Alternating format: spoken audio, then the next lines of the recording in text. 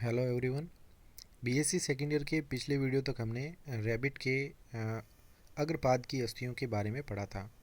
इस वीडियो में हम बात करेंगे रैबिट के अंदर पाए जाने वाली पश्चपाद की अस्थियों के बारे में। तो इसमें बात करते हैं हम हिंड लिम्ब बोन्स या पश्चपाद की अस्थियों की, जो कि खरगोश में पाई जाती हैं।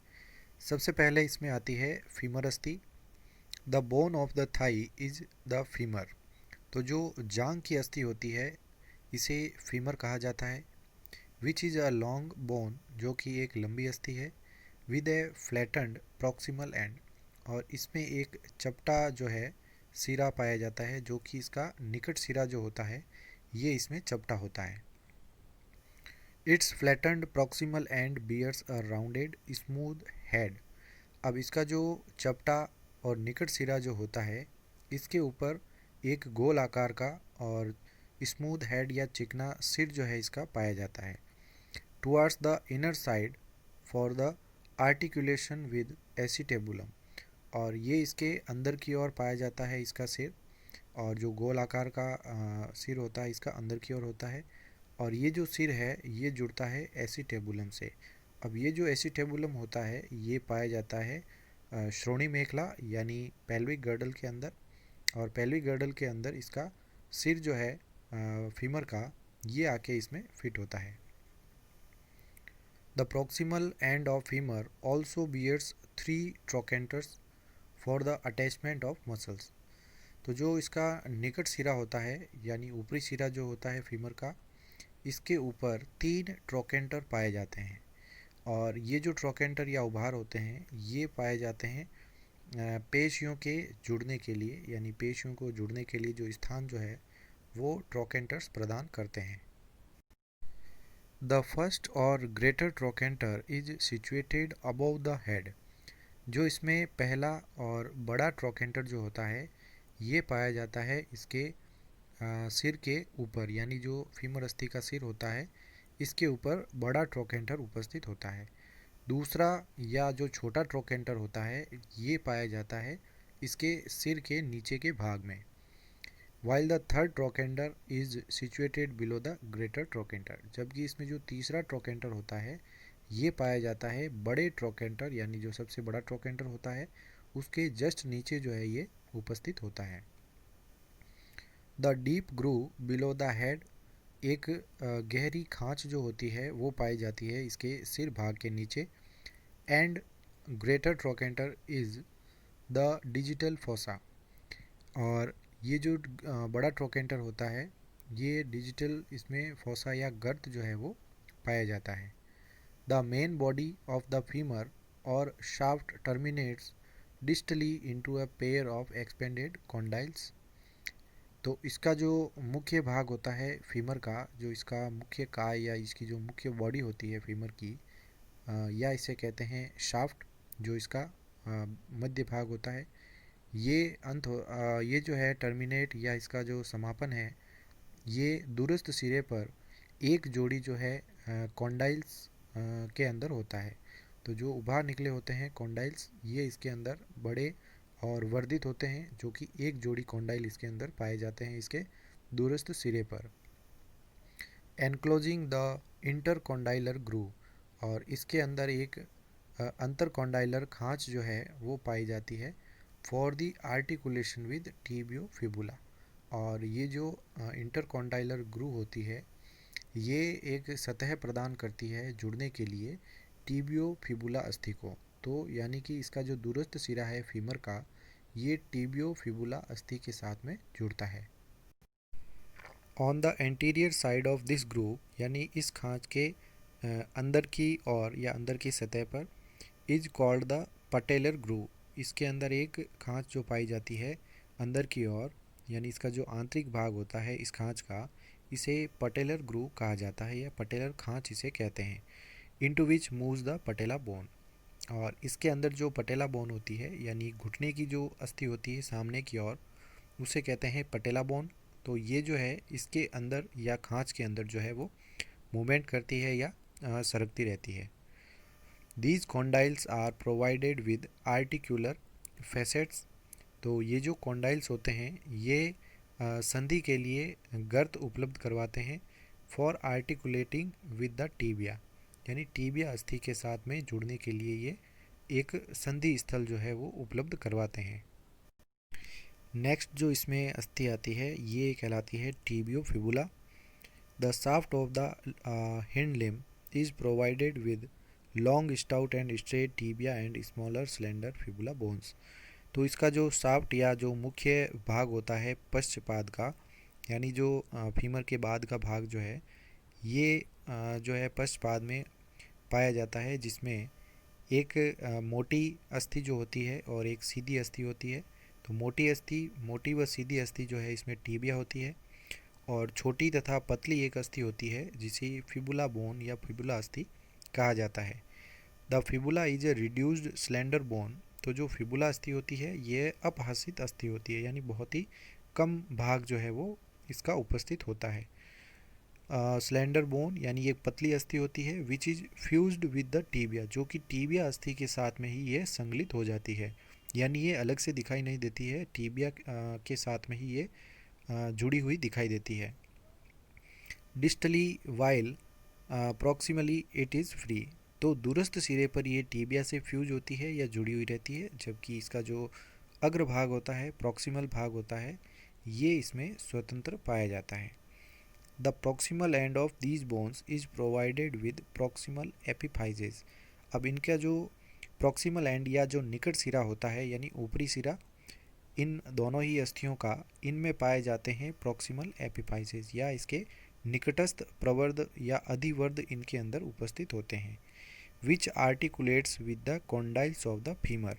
और ये जो एपिफाइसेज या अधिवर्ध होते हैं ये संधि करते हैं फीमर अस्थि के जो कॉन्डाइल्स होते हैं उनके साथ में ये आपस में संधि करते हैं। Tibiofibula articulates distally with the bones of the ankle और tarsus.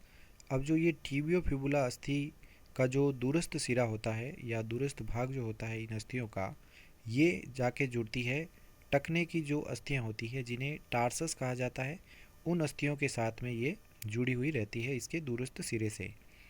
A cnemial crest is present on the proximal dorsal end of tibia. अब इसका जो प्रॉक्सिमल और डॉर्सल एंड होता है, यानी इसका जो निकट तथा पृष्ठीय सिरा जो होता है टीबिया अस्थि का, इसके ऊपर एक गर्त पाया जाता है जिसे कहते हैं cnemial crest, whose two depressions articulate with two condyles of femur. अब इसमें जो है वो दो गर्त पाए जाते हैं, यानी नीमियल क्रेस्ट में दो गर्त होते हैं या खड्डे पाए जाते हैं, और ये जो है आके जुड़ती है कॉन्डाइल से जो कि फीमर का होता है। तो फीमर के दोनों ही कॉन्डाइल से ये अस्थि जो है वो जुड़ती है नीमियल क्रस्ट के द्वारा। इसके बाद आता है बोन्स ऑफ फुट, यानी पैर में पाई जाने वाली जो अस्थियां हैं, इसके बारे में पढ़ते हैं। The ankle is formed of 6 tarsus.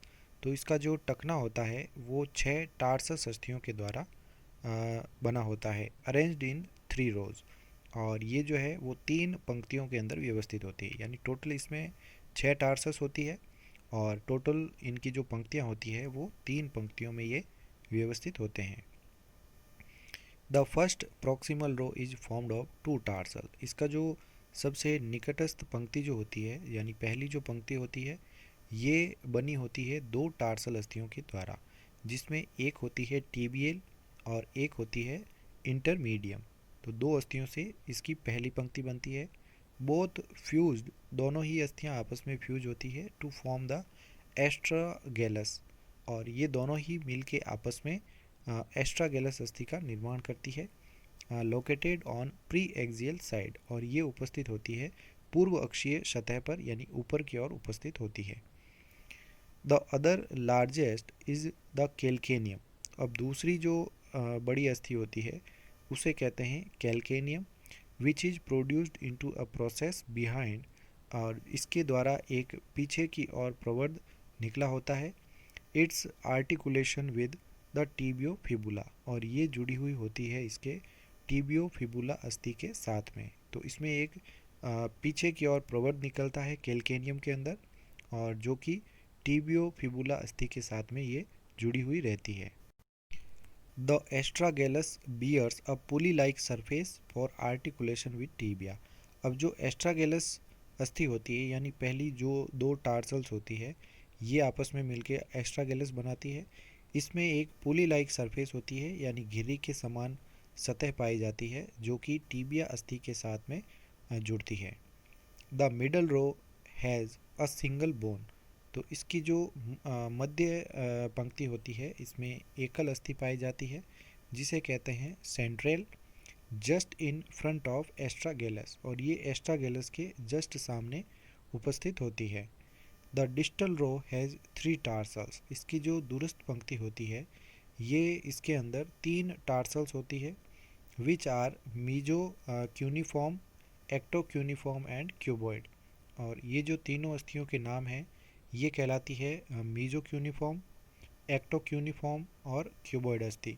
तो ये तीनों ही अस्थियां जो है इसकी दूरस्थ पंक्ति के अंदर पाई जाती है टार्सल्स के अंदर।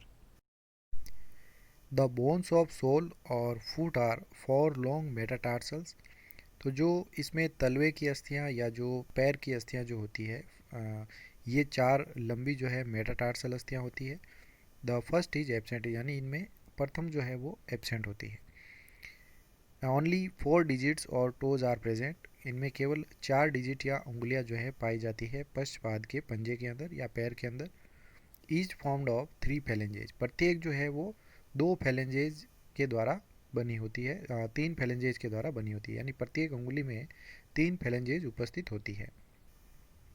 The last phalanx of each digit is provided with claw. तो जो लास्ट फैलेंक्स या अंतिम अस्थि होती है अंगुली की उसके ऊपर जो है क्लॉ या नखर उपस्थित होता है। हॉलक्स इज एब्सेंट यानी जो पादांगुष्ठ होता है या पैर का जो अंगूठा होता है जिसे फर्स्ट टो कहा जाता है ये इनके अंदर एब्सेंट होता है खरगोश के अंदर। तो इन डायग्राम्स के अंदर रेबिट के अंदर पाई जाने वाली जो पश्चपाद की अस्थियां हैं ये सभी प्रदर्शित है।